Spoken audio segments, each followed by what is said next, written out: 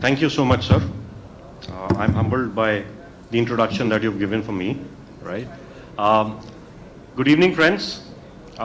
It's late in the evening. We have had a great day of learning, sharing, and networking, I would say. I've thoroughly enjoyed today's sessions, as well as meeting people, sharing views together. It was a great experience for me, and I hope you also had the same kind of experience which I had. We are discussing today a theme which is, unfolding about the future of 5 trillion economy. And as we heard in the morning session, probably by 2030 we're looking at somewhere around 10 trillion economy, so which is a phenomenal growth rate of Indian economy that we are looking towards.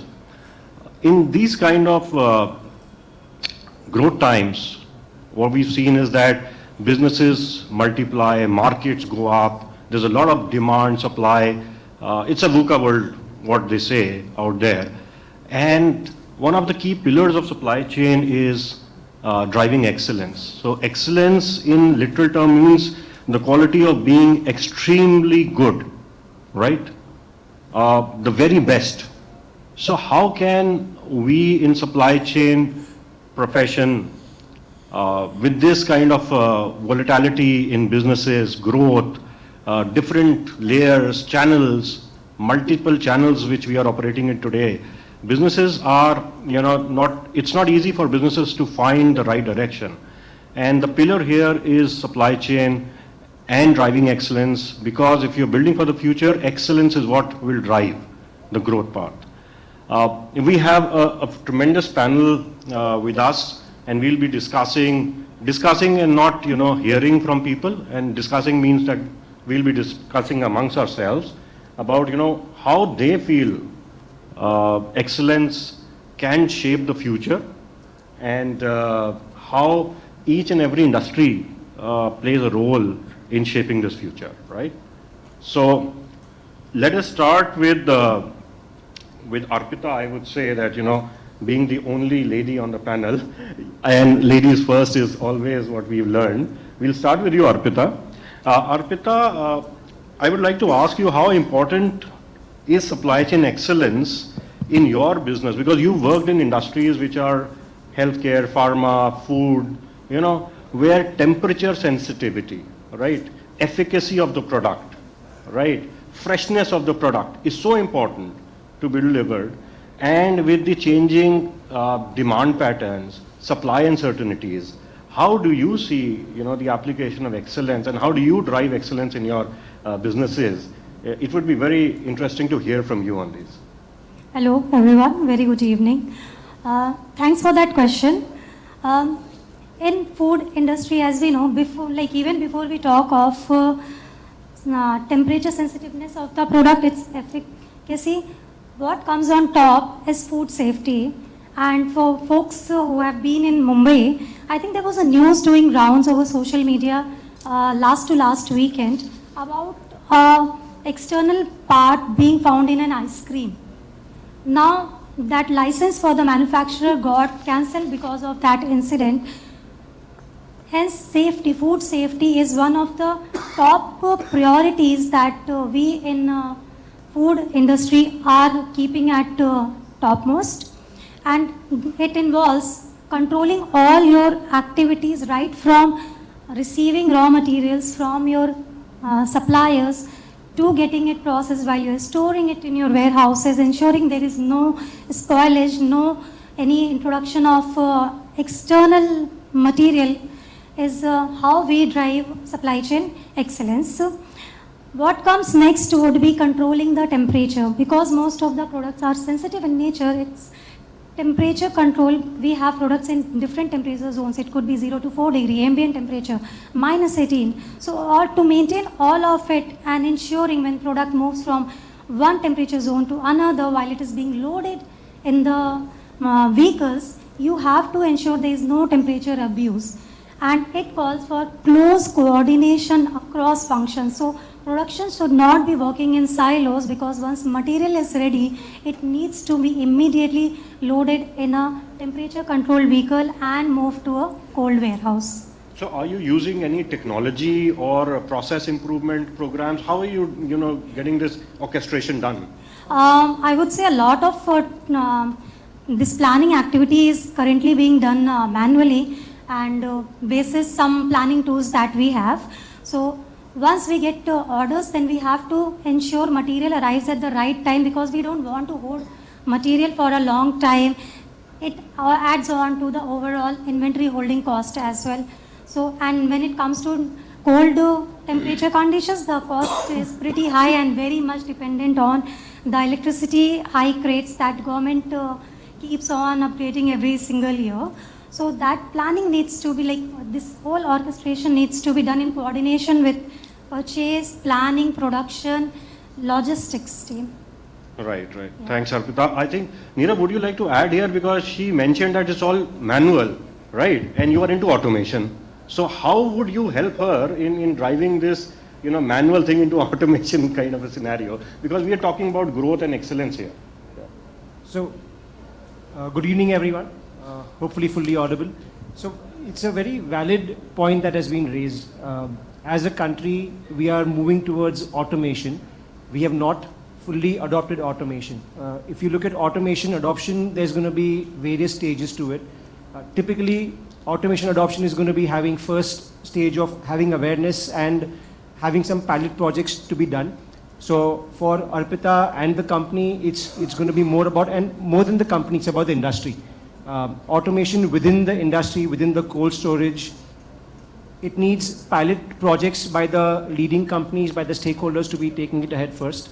Once that happens, once the expertise, once the knowledge, once the confidence has been built, that's when you move towards more adoption, not by the bigger companies or the leaders of the industry, but by the common folks, and then it will be more of a widespread system, and then you can have standardization.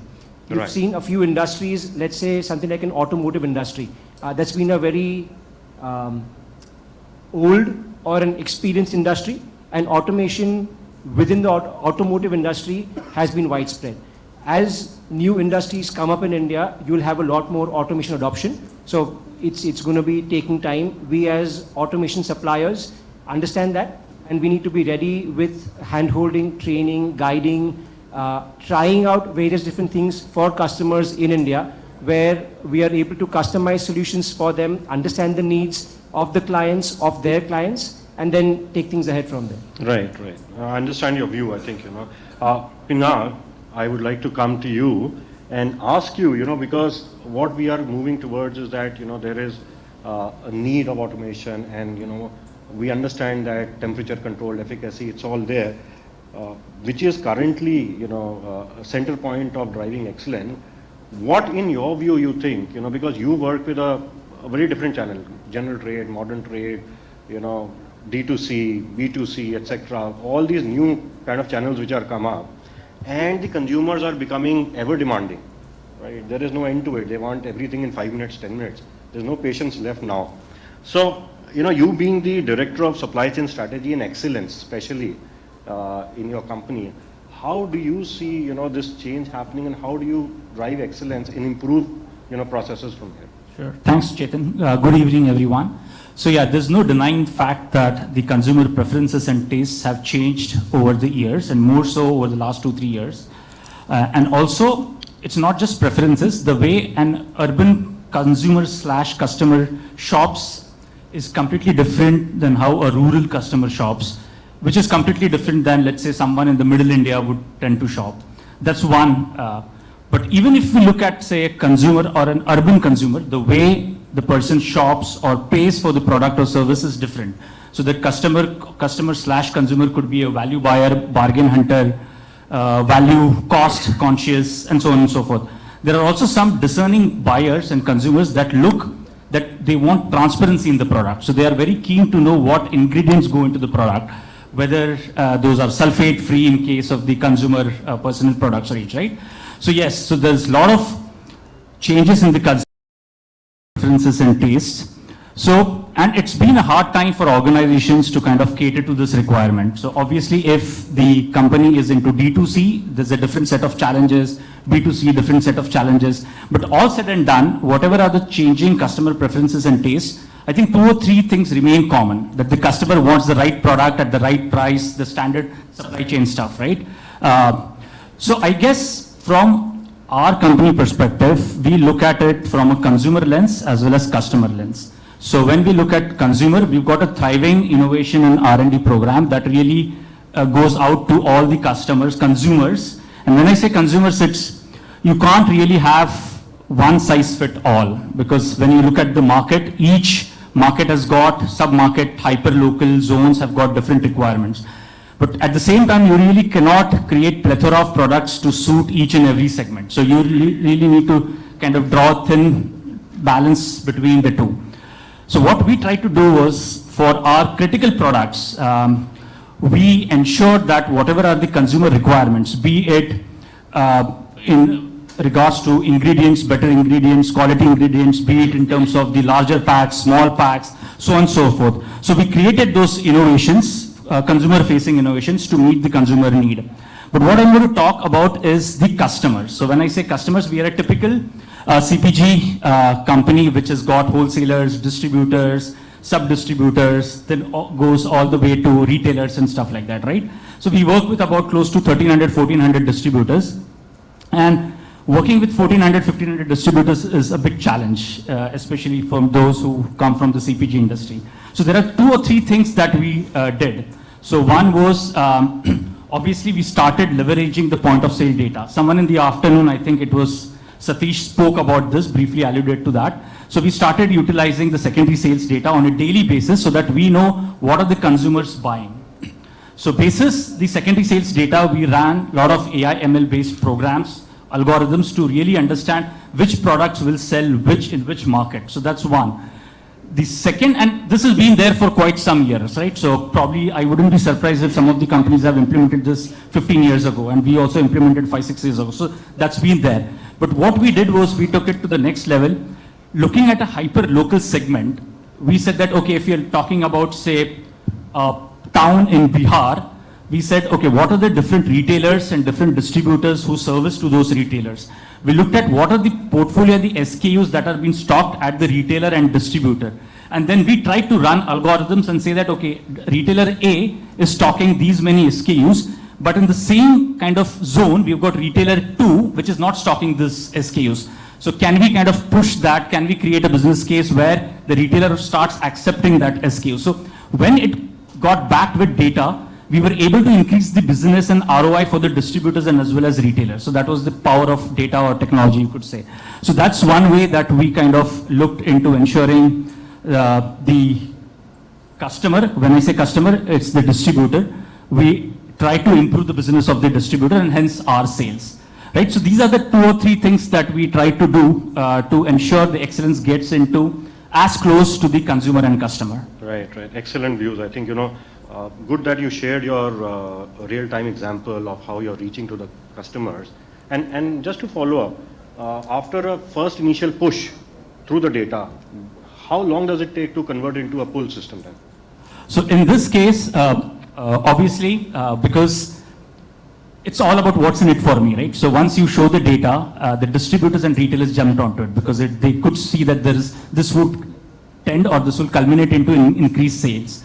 But also at the same time, they were skeptical, trying to say that, oh, that SKU will not sell in my region or my particular zone. But when we were able to show data that a retailer, which is say 30 kilometers away from you, 30 or 40, is trying to sell that data and he's making a business of whatever, X rupees. Then of course we went on to pilot. We said that, okay, let's test it for 1 quarter and basis that we'll kind of pick it up. Fortunately for us, it worked. I wouldn't say 100% it worked. There were kind of cases, but 80% it worked and we were able to kind of push that through. And then it culminated into a pull strategy every month. Excellent. So there's a clear, example of AI ML driving excellence in the business. So, excellent. So, good. Deepak, I would like to, come to you from a management consulting standpoint, right? In today's day and age where companies are on leaps and bounds of growth and then reaching out to, like Pinak was saying, to different geographies and channels, etc. My question comes to you is that at what maturity stage the company involves the management firm to consult them or give them guidance, or is it that once they have, gone into it and everything is in a mess, right, then they call you? Or is it that they are planning and then they say, okay, we need to go here, so we need management consulting here? And, because I'm asking this because there's a huge difference in post and pre when you are, driving excellence in a company. So please, your thoughts. Thanks, Chetan. Thanks for that question. And in terms of company involving us and management consulting company for the advice and everything, so definitely we would like for them to involve us at the start to even conceptualize what the strategy should look like, how to bring the excellence in the supply chain. Does it happen?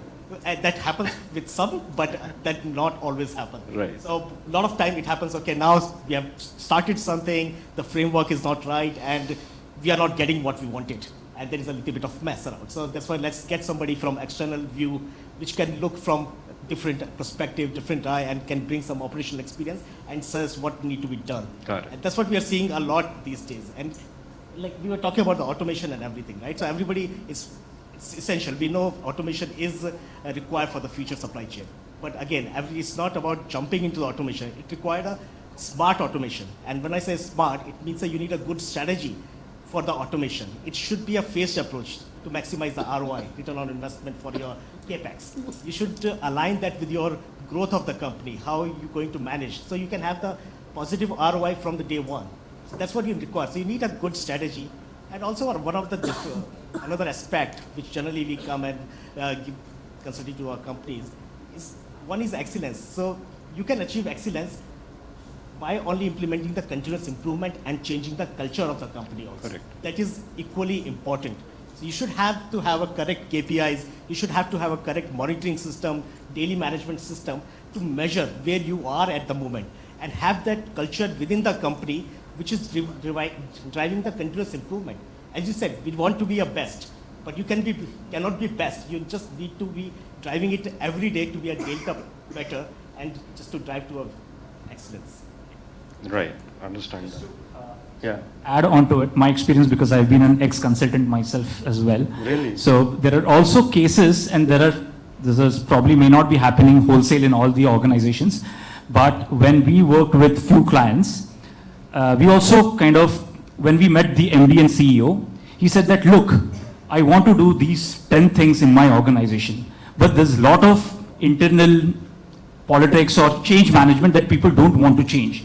And I'm not able to drive it through my leaders. So I want to put an external lens onto it, bring in that external, saying that, okay, I want to drive that change through you. So that's where also some of the organizations use consultant to use it a soundboard and make sure that whatever implementations that they want to do get driven through consultants. Because that's also an easier way, because once you get an outside-in perspective, you're able to make that point to all the senior leaders in the organization, and that way the implementation becomes a much more easier than what it would be if the organizations themselves were to drive. So it is like, you get a certification and say that, what I was saying is right. Exactly. That's right? Also one more that if people come up with saying that, okay, the MAC or BCG have said this, then it may be right? So that's also as I said, soundboarding and making sure that we get the buy-in of all the employees in the organization. Well, I'm coming to Nitin because, he's trying to get into your zone now because he's driving a lot of strategic projects and operational excellence,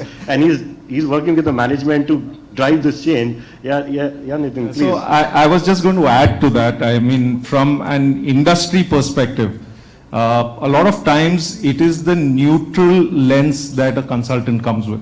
So, like you said, there is, call it politics, call it stakeholder management, call it change management, but everybody in an organization in different functions has a certain baggage. They don't want to change because they have been working in a particular manner. Any innovation or any such change requires a very neutral frame of mind to say this is the best way to go about. And I think that's what comes through a consultant, because you have no vested interest other than making the project or the program a success. So, that's the... I'll stay with you, Nitin, and ask you, because you are driving strategic processes and projects and driving operational excellence, right? So there are these set of new innovations, new technologies, new automation. Everything is available today. and at a far lesser cost than it was available, say, 10 years back, a decade back, right? How easy is it to you, for you to implement these in your day-to-day, projects and show the management that, look, this is the way to go for driving supply chain excellence for the future? And how are you building, your organization into a future-ready organization? Very good question, Chetan. I think when we talk about innovation, it's generally the bigger things that we look at, like drones, autonomous vehicles, things like that. But what we don't tend to realize is that there are smaller innovations that work in our day-to-day lives, which actually drive the excellence on the ground. For example, till about 10, 15 years ago, people took papers and went to customers' premises to take signatures. Today you have a handheld device, all the information is on that. You just go there, digitally sign, and your work is done, right? So that's an innovation that drives efficiency, drives excellence. And then you have the bigger innovations like drones, wherein you are bypassing the traffic today on the road. So you have places like in the Delhi NCR where you have drones actually doing deliveries today. You have Himachal Pradesh where again there are deliveries happening through drones. In the warehouses, it's, or in our parlance, since we are in the express industry, we call them hubs, cross-docking locations. We have conveyors today. Initially, we would have 5, 6 loaders offload a vehicle, push the carts to the sorting location, manually sort it. Today, there are conveyors that take the shipments right from the truck up to the auto sorter. The auto sorter sorts it directly and gives you a finely sorted product. Now, these are things which maybe 15, 20 years ago, people couldn't have even imagined that would happen. Today, it is a norm. So, companies at a large scale are implementing it. And then there are smaller innovations which people actually work on, flexi rollers, like follow me bots, follow me carts, sorting bots, which are not that large scale and not that investment heavy, which can be used in smaller locations as well. I'm sure Nirav can also add a lot of inputs over there.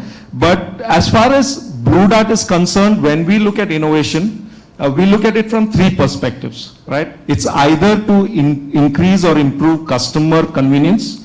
It is to increase efficiency and productivity, or it is to save cost. These are the 3 governing principles. And apart from that, today we are also looking at sustainability. Sustainability is a key driver for a lot of the innovations that we are now incorporating into the organization. And as far as the change management is concerned, we also go through the same pain that any other organization would go through. No organization likes to change. Even if you prove to somebody that this is a more efficient way of working, but because people have been working in a certain manner and they're so used to it, they have a reluctance to change. And that's where, you would use influencers, you would run pilots first, you would show the effectiveness of, the innovation or the process improvement, which is driving towards excellence, improving their, convenience and ease of doing the operations, and then it becomes a success. So from that perspective, I think there are many innovations over the past 40 years of the Blue Dart existence that we have brought about, and it's all worked in our favor always. Thank you so much. If I can just add a couple of more points, brilliantly mentioned, Nitin, multiple points you mentioned right now. So automation and implementation of automation is a norm, is guaranteed. We have the bigger players like the Blue Darts taking that automation ahead, and then you have a lot of your mid-sized companies or smaller companies that will adopt automation. Even the bigger companies have adopted automation in their larger hubs or their bigger geographies. Now you have a lot of, like Pinak mentioned, there's a lot of goods consumed in tier 2, tier 3 cities. That's where automation is not the norm as of right now. Automation will begin making inroads in your smaller geographies, in tier 2, tier 3 cities. Now, for automation to get adopted in all of these geographies, smaller locations, not as educated workforce, how do you do that? That's where the whole innovation comes in, right? Automation, that has worked across the globe might not fully work in India. If you can innovate with that automation, if you can try and come up with solutions that are able to solve local problems, which could make automation accessible to a much bigger an audience. The more you drive towards that innovation in automation, that's where you have a lot more acceptance of the automation, and that's where you have a lot more people using it, not just for the large scale, but like Nitin mentioned, for your smaller operations, mid-sized operations, and for everyone to be using it. So that's where innovation comes in. Right. Well, that brings me to question that the cost of automation versus the manual labor cost that we have, is it really justified in today's age, or it will still take a while to move to that and leap there? So you'd answer this question in 2 or 3 phases, right? Automation is a generic term. Now let's from this audience perspective, we talk about automation from a material movement perspective. It could be intralogistics, which is within the 4 walls of a warehouse or a factory, or it could be just logistics, which is moving stuff from point A to point B across geographies, right? Now, you can have automation that is mechanization. What that means is you had manual labor doing your stuff. When you mechanize it, you have some sort of motor or something that is driving that material from point A to point B. Mechanization from manual labor is cost effective as of right now in India. You are able to get the ROIs very quickly. Now from that mechanization, you move towards what we call automation or conveyor automation. That was not as cost effective, let's say about 4 or 5 years ago. Now even your conveyor automation, which is moving unit loads from point A to point B, it's not a discrete movement, but continuous movement, that is bringing about the ROIs as well. Then you have automation, which is robotics or unmanned movement. That as yet is not about bringing ROIs in the India parlance because manpower is cheaper compared to that automation. That's where it goes back to my previous response, where if you're able to innovate, if you're able to make automation cheaper or more accessible, you would be able to break that barrier and make it more ROI friendly, where given the current labor rates in India, that automation is still useful and it is then accepted by multiple people. Okay, just to add to what has been said, what I have seen works is rather than going for a one-time investment, collaborating with the supplier or service provider works where you go for a leasing model. Now both the parties are equally responsible to ensure the deliverables are met. And another thing I wanted to add is don't only consider the labor cost. So it's just for the growth companies and everything. You already have the brownfield operations going on, and you want to now increase the throughput from the same facility. So you are looking either to lease a new facility, to create a new infrastructure, or start integrating the automation in your current operation. So that's the important one, and probably that if you look at the overall cost, now we are seeing a lot more companies, the automation actually gives you the ROI. It's making sense rather than creating a new infrastructure and putting that much capex out. Yeah, so it's clearly coming out that automation and moving towards newer technologies, innovations will definitely lead to excellence model being created in time, whether it's today or for the future. Am I right in that way?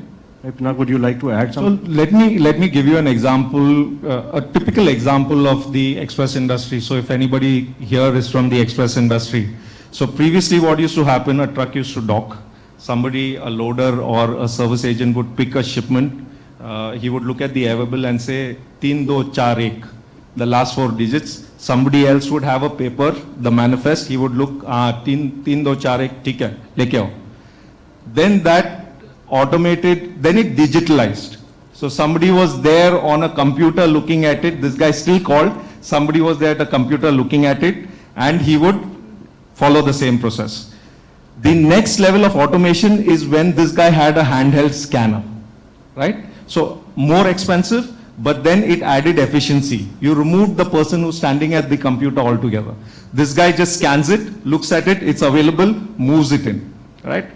Then people started thinking, oh, this thing, 1.5 hours, 2 hours, you're holding this thing, somebody else is required to move the packages, so how do you do it?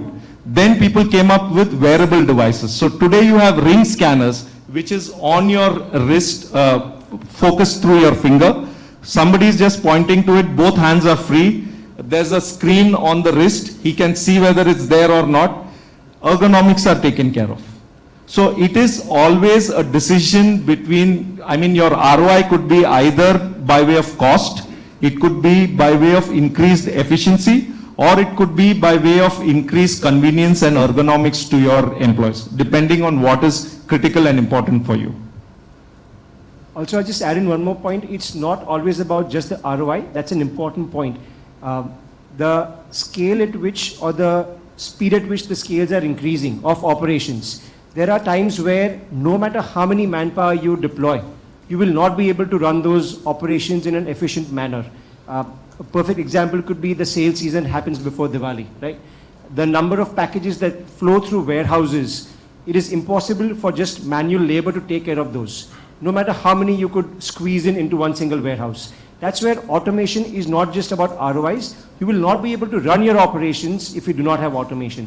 Automation will become imperative in those cases. So ROI, no ROI, you will need some form of automation depending on your operation. So from Nitin's perspective, I just wanted to add that point. And what you just mentioned, Arpita, from an lease perspective, that's something that we as an automation provider are hearing and seeing a lot more. That has both the entities having some skin in the game, because people are not sure what automation can do for them. There is some form of skepticism. And when you take something on lease, you are not just putting in all your money upfront into stuff that you do not know. That's a little risky. With lease, you know you're able to pay over a period of time. If things change, if the requirements change, if the industry changes, if the demand changes, you're able to work with your vendor to either scale up or scale down whatever has been given on lease and have flexible payment options. So that is something that we're seeing a lot as we work with our clients. I completely agree here, that leasing model really helps you to bring excellence. In my mind, I can think of an example, say, palletization. Earlier, companies were all putting their, goods on the ground storage, right? Because they never wanted to invest in a 2,000 rupees pallet. When these companies came in on a leasing model, per day leasing model, the whole industry changed and the throughput increased and the excellence has been driven on ground now. So I think it's a classic example of changing in times and changing with technology, automation, with leasing model. Pinak, I would like to ask you that you are the Director of Supply Chain and Excellence. So in your organization, excellence has been given a lot of importance, right?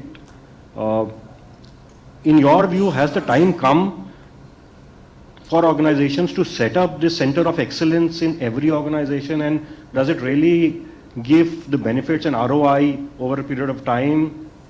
And what are the advantages of having a center of excellence in organization? Yeah, Chetan. So before I address that, I think people who have been in supply chain for quite long will definitely agree that there has been a newfound respect for supply chain professionals over the past decade.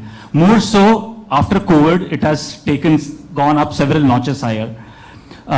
So earlier supply chain, it used to never be called supply chain. It was just logistics, people who move stuff from one place to other, but that was at least 15, 16 years ago. Earlier supply chain used to be looked at a cost center. Now that has changed. So people, at least the organizations, and that is the general industry trend, they think supply chain is not a cost center, but a value provider. So that mind shift has happened.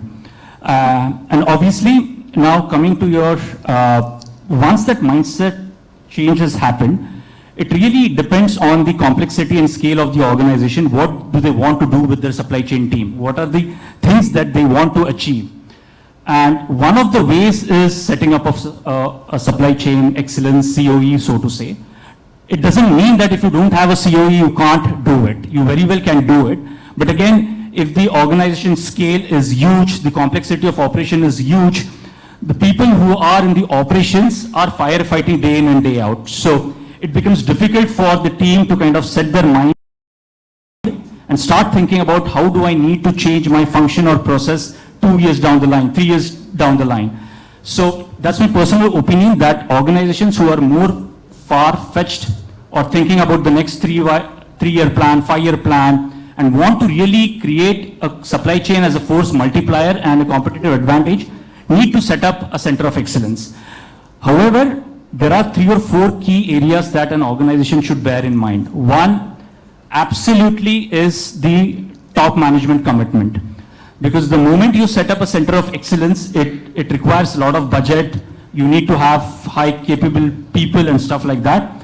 But more importantly, the organization and the management should be aware what is it that they are looking in terms of outcome. It could be operational excellence, it could be cost competitiveness, it could be service excellence, it could be just a knowledge management bank, it could be a training center, and it could be different means to different organizations, right? So once you know what you need to achieve, the organization should go all out, say having a seat at the table.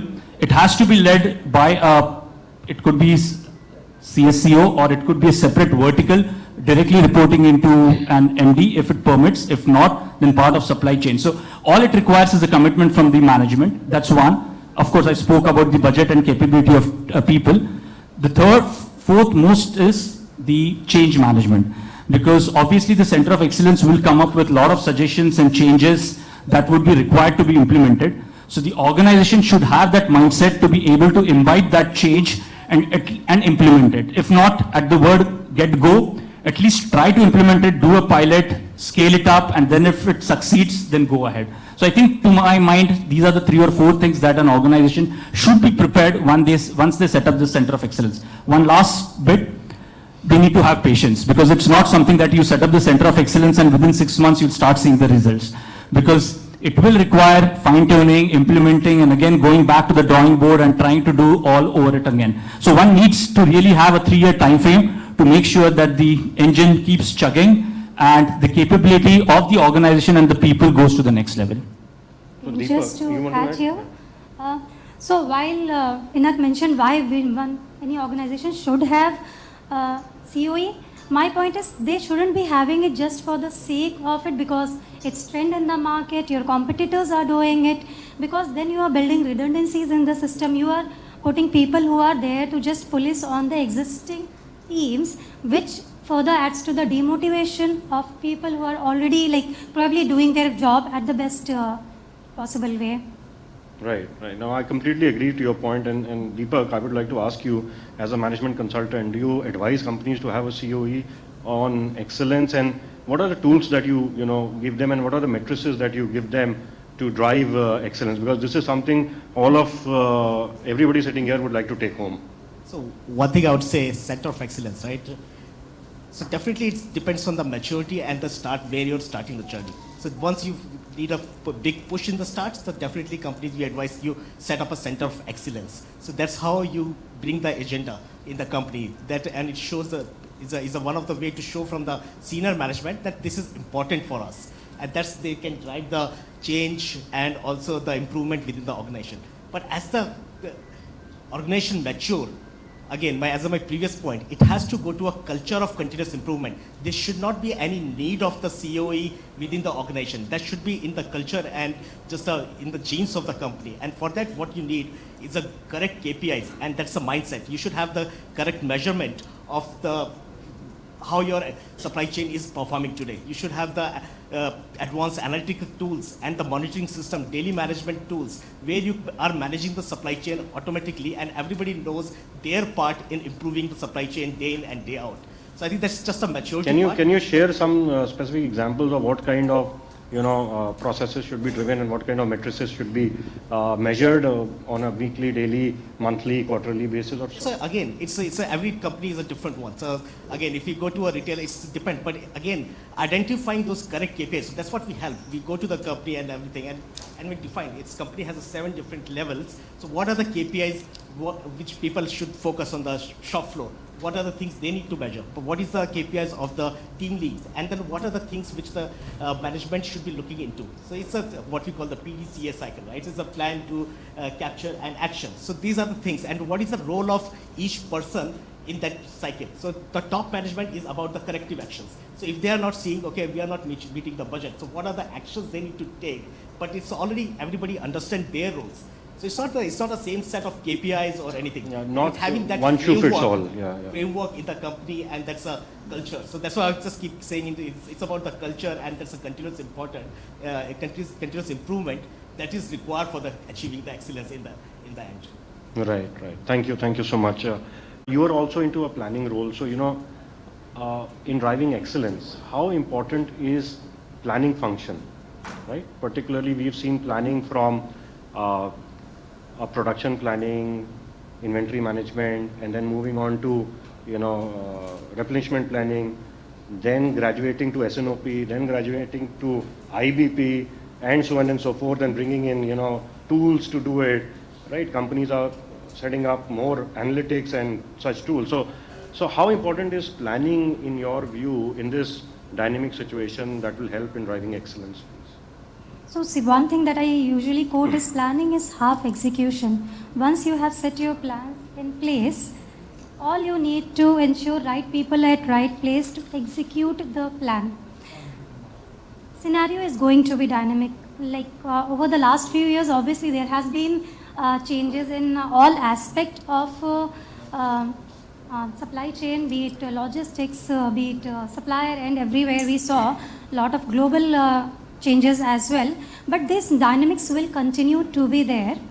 How can role planning will play is to ensure we have the right mix of flexibility and agility in the system to ensure whenever the situation changes, they can react to it.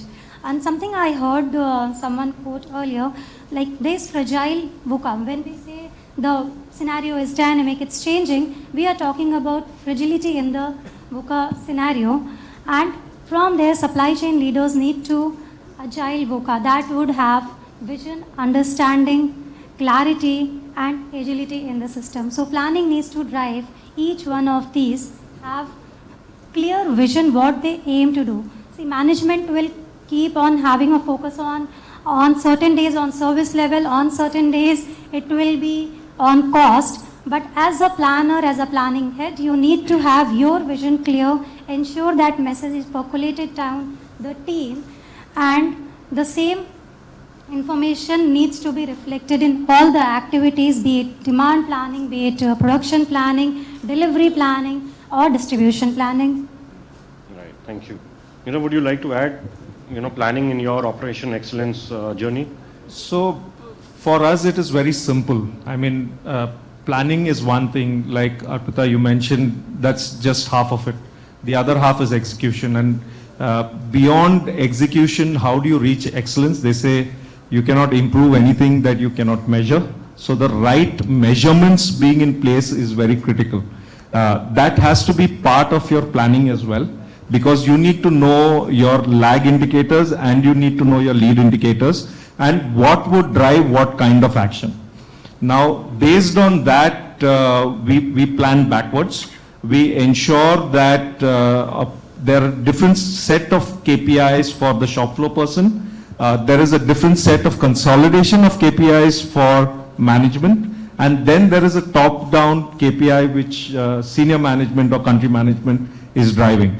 So putting it all together, it is bottom-up and top-down. And the culmination of both of it is what leads to excellence. Right. So an equal focus on your lead indicators and your lag indicators is what would drive excellence, and be it operations or organization on the whole. Great, yeah, thank you. Thank you so much. I think it was quite an interactive discussion that we had around a lot of things. We still have some 10 minutes left, right? Yeah? So I would like to now engage with the audience, and rather than, taking questions, I would like to have discussion with the audience, and, we can have a free discussion with the panel is here. Questions or suggestions or discussion, if anybody would like to, talk on this topic. Yes, sir, please, sir. Excellence in supply chain Please, Mike. Depends upon the demand focus. And unless there is a combination between sales and manufacturing, and it is not properly done, there will be either stockouts or excess inventory. So this is one area you can throw some light. And the Japanese management techniques, GIT, is one of the most important things whether this is being practiced.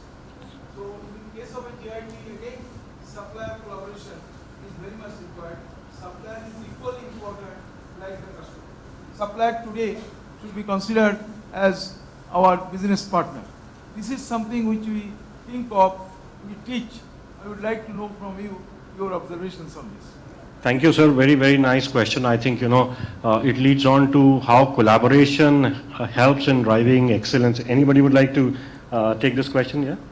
Sure. So the first question that you raised was about the demand forecasting and how do we ensure that the assumptions between manufacturing and different departments. So I think it's, again, all organizations go through that maturity curve. So initially, and what we call as the IBP curve, so to say, or SNOP curve, right? So first, each function is just working on silos, then you mature to a second process wherein the demand forecast is signed off by all functions and so on and so forth. So every organization goes to that maturity.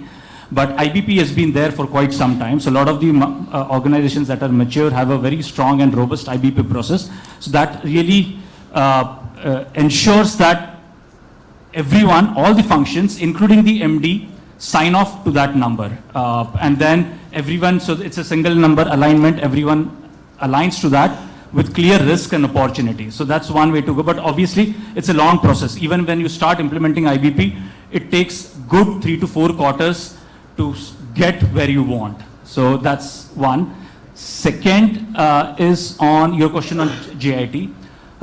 Yes, a lot of organizations do practice JIT, but again, it is very industry specific. CPG, definitely not, because the consumer demand and consumer preferences are so much.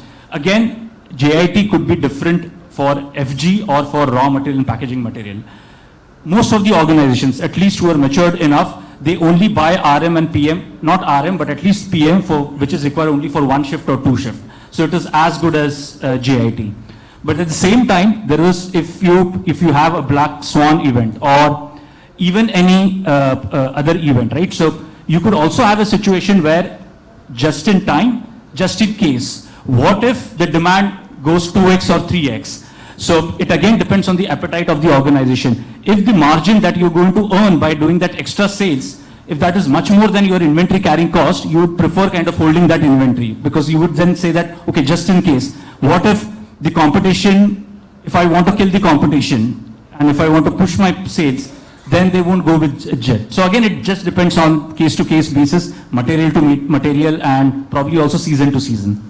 So that's my 2 cents. So this is one of the biggest challenges that we face in logistics, right? Your supply demand meeting at the destination.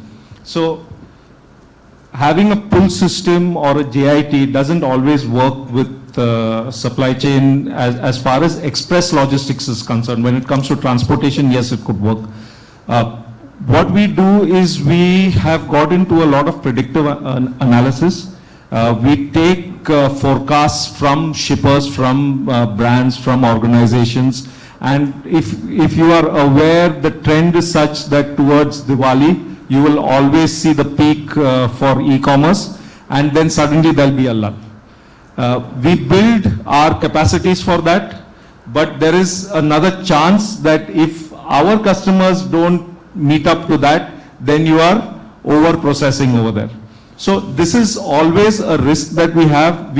Of late, there is a lot of predictive analytics that comes into the picture, which helps us do it. But yes, I agree, it is still a point of challenge, at least for us. I don't know about the manufacturing, but in the logistics area, definitely a challenge. Just put in my 2 cents. Sorry, Deepak, just 2 minutes. Yeah. it's a I just wonderful put in my 2 question. cents. Everybody wants to take a pie on anything. As a vendor, it's a different perspective, right? As a vendor, whenever we've had a client that has been willing to collaborate with us, discuss with us what the problems are, what they see as the challenges, what they see as their forecast or their fears, we are able to work with them a lot better. We're able to co-innovate with them. We're able to come up with customized solutions that could be a win-win for both, and that is how the industry could progress ahead. Whenever we had clients who just said, you know what, this is what we want, don't use your brains, give us this. It's never been any innovation.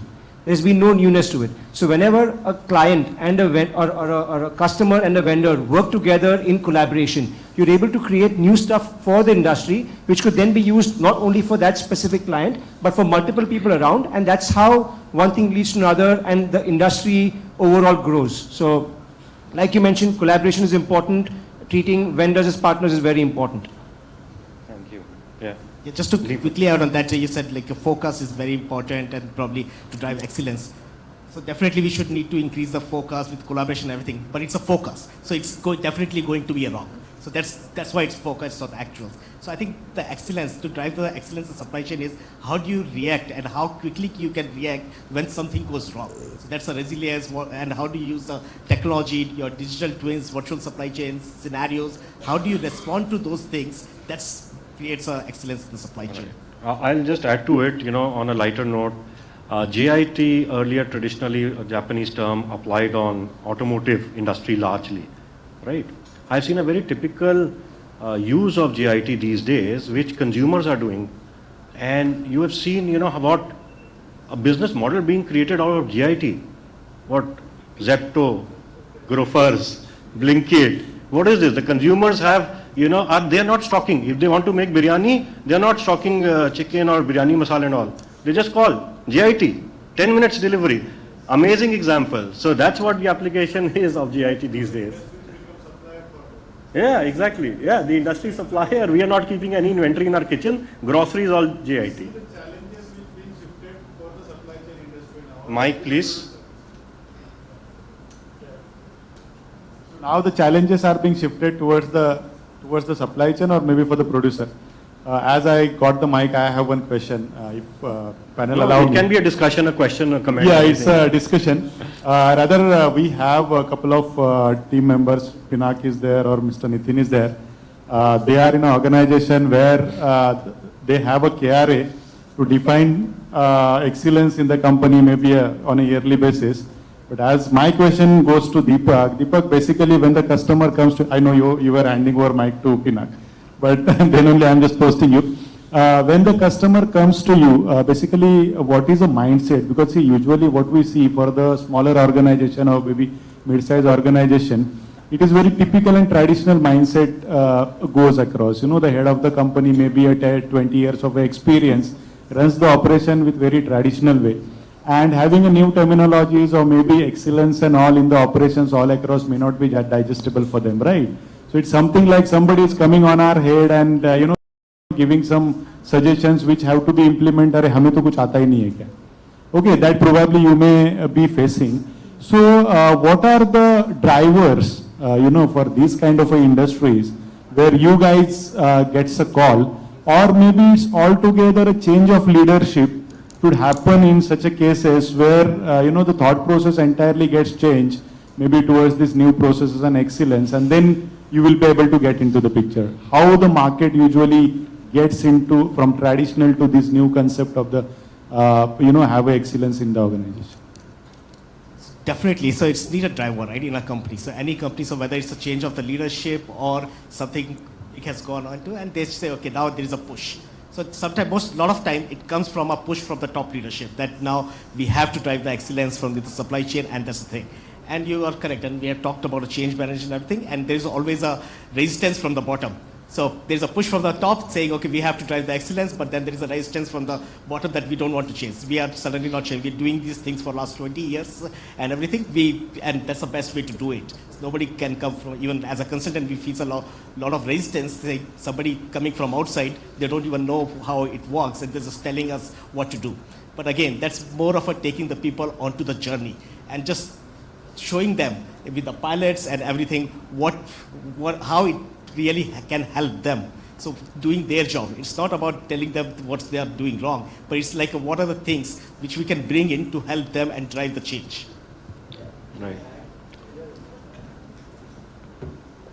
think to the question what you're saying, is it a, owner-driven company which is, 30 years experience and he's saying, I'm doing it the 30 years the same way, why should I change? Like Deepak said, it's largely these things getting driven top-down. And the owner is the only one possibly who has a holistic view of, is the business doing good? Are the KPIs right or not?